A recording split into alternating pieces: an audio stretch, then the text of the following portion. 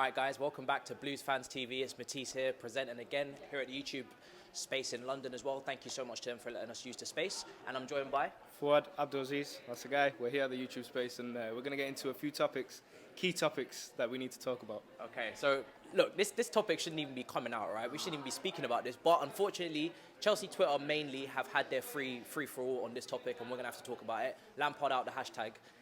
Let's talk about this one specific tweet we both mentioned earlier on. First of all, like you said, it shouldn't even be a topic. Like, the man's had 6 months in charge, if that.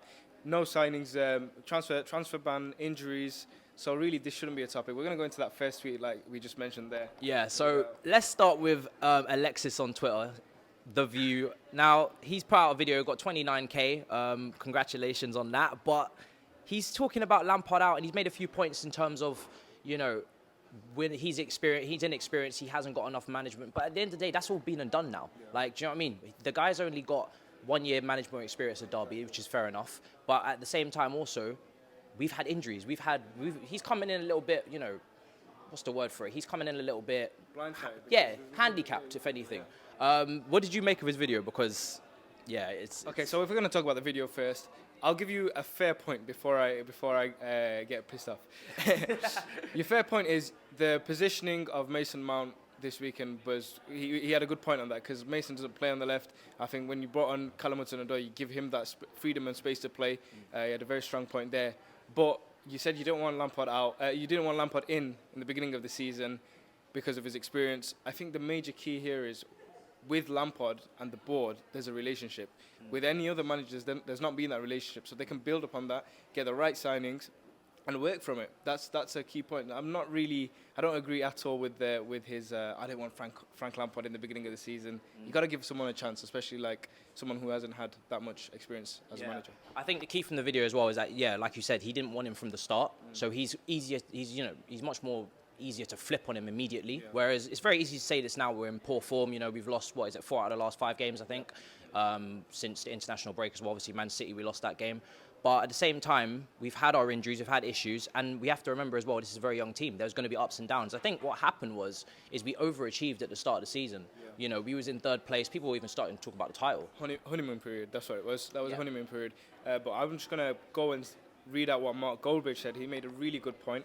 He said, Lampard out, not a Chelsea fan, but they'd be stupid to consider it. Hazard left, transfer ban, lots of injuries, and a young squad that's suffering from too many games. And that's correct. These young players are playing in the Champions League, high-level football, the top tier of the Premier League, high-level football, week in, week out, midweek games. They're not used to that. It doesn't matter how much of a good youth squad they were in the youth teams and the youth UEFA Champions League, whatever you want to call it. Yeah.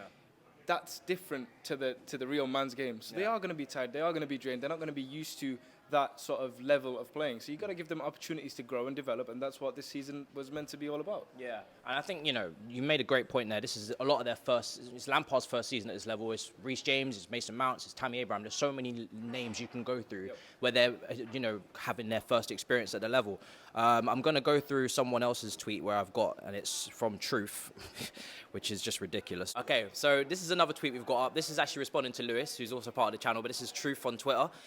This is downright irresponsible from him, like he wasn't with the players in training or what. What was the plan? The ban is over. I expect his time to follow suit in the summer. Lampard out.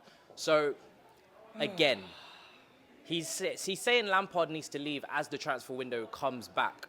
He hasn't got a transfer window yet to even, you know, go through his targets. Obviously, Kaz have just overturned the ban for us now. We can buy players in January. He hasn't even had the opportunity to make this squad adjust to the way he wants to play. We had the same situation with Conte, the same situation with Sarri, where we were, you know, we weren't patient with them actually needing to get players in. You know, Conte in his last season, I think he was, you know, trying to, you know, get players in as well after he won the Premier League title, and Roman kind of maybe cheaped out a little bit. Sarri, again, didn't really get his full summer in the second time at the end of last season to really, you know, put in the players he wants. And we're going with the same as Lampard again. What do you think of the short-termism of him? He's trying to say that we need to let another man go again after 1 season. You've explained it perfectly. He's talking about letting Lampard go in the summer. We've not even January the 1st yet. We've not even got into the transfer window. Give him a chance. We've got the transfer ban's been overturned, so we're gonna see what happens over there. Who can we sign, and then after that, you know, it gives you more of a reason to talk. But you're talking about Lampard leaving in the summer already. I mean, come on, like It's embarrassing. It's really embarrassing. Fast. Yeah. One thing I will say is if you backtrack to about 20 years ago, 25 years ago, when Sir Alex Ferguson took over at Manchester United, he did not fly straight away. They finished 11th in the league, if I'm correct, when he first took over. And then the following season, he made a lot of key signings to then develop that Manchester United team. And then look what happened over the next decade or two. They became a unstoppable force. When Sir Alex was in charge of Manchester United, they gave him a chance. Imagine if they sacked him that first season. Imagine if Manchester United sacked Sir Alex Ferguson all those years ago because he finished 11th. Yeah.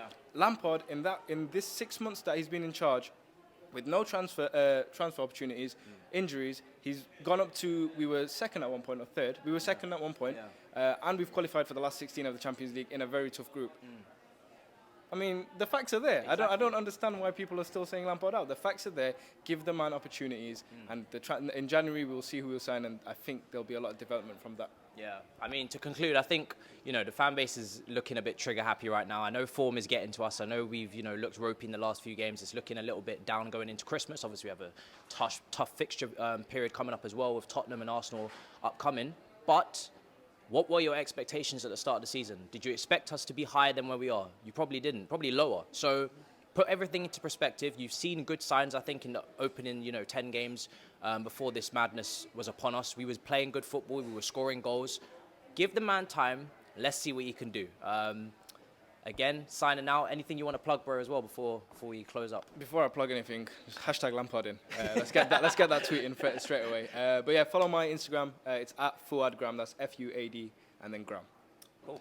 And you can follow my Twitter, Matisse Amani. And of course, thank you to YouTube Space as well at London for letting us film. And make sure you're subscribed to the YouTube channel. Make sure you're subscribed to following the Twitter, the Instagram, and peace.